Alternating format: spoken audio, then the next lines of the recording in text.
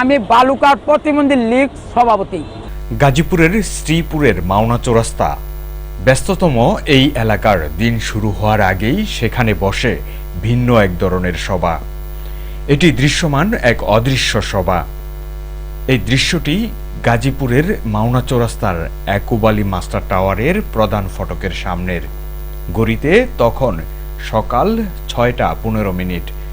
চারদিকে তখনও পুরোপুরি জেগে ওঠেনি, কিন্তু এরই মধ্যে জড়ো হতে শুরু করেন বিভিন্ন এলাকা থেকে আসা ভিক্ষুকরা।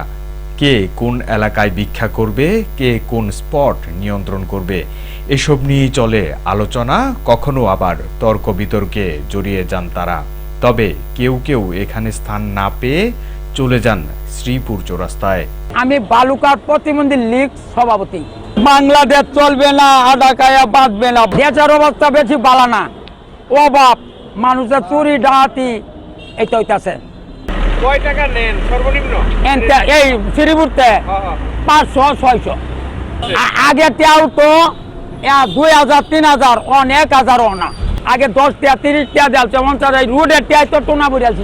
ওখানে 1 কেজি মাছের টাও পাই না। সারাদিন ঘুরতে ঘুরতে পাওয়ের তালা দুঃখু পাই, গরম লাগে। দেশ শান্তি বাগে সরকার আইলে এই তারেক জিয়া রাষ্ট্র চালাতে পারবো না। আমি হাজারটা প্রতিবন্ধী, তাই যে প্রতিবন্ধী মিথ্যা কথা বলবো না। আর দেখ বাচ্চা নেই ধন, এই যে আটু দেখুন, এই যে প্রতিবন্ধী আপনারও খুলে লুন, এই যে আটু বেহা। আমার কেউ টান নাও সেটা টান না, বিএমপিরা খেলাইতে পারবো না।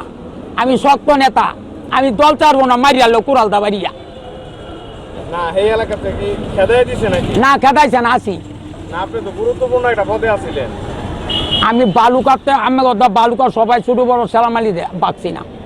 আবার বাচ্চা থাঙ্গি আলা যায় না, বিশ্বাস করুন আমি লয়ে যাই এমনি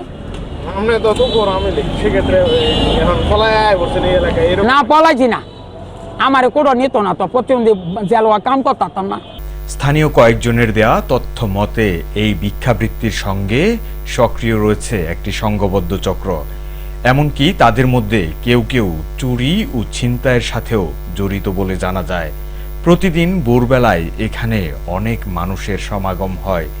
কে আসল ভিক্ষুক আর কে অন্য কোনো উদ্দেশ্যে এখানে আসে, এটা বোঝা বেশ কঠিন। ভিক্ষাবৃত্তি যেমন দারিদ্র্যের বাস্তব চিত্র, তেমনি এর আড়ালে যদি অপরাধ চক্র সক্রিয় থাকে তবে তা সমাজের জন্য বড় উদ্বেগের বিষয়।